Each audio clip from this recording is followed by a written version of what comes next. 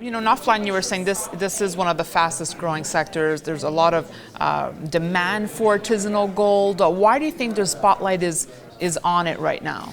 Well, there's a few reasons. A big one would be it's about 20% of global production. So they're producing about 500 tons of gold per year in about 80 countries. There's 10 million artisanal gold miners. That represents about 90% of the global gold mining workforce.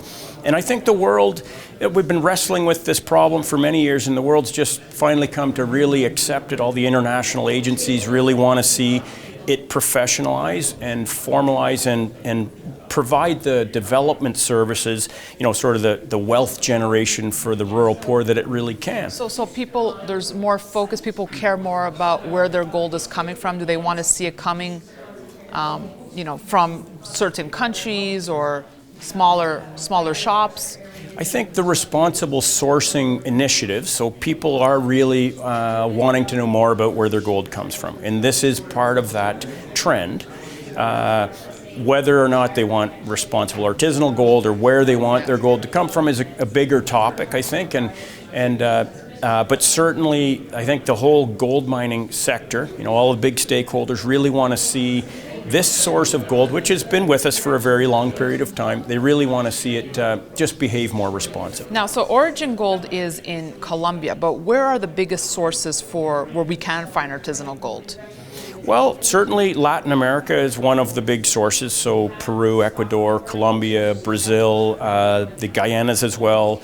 And then South Asia, Indonesia's got a giant artisanal mining sector, several other Southeast Asian countries, the Philippines. I think we see quite a bit coming out of Myanmar right now. And then Africa, of course, also. So West Africa has a great big constellation of countries that have large populations of artisanal miners, and Central Africa as well. So what's the latest with Origin Gold?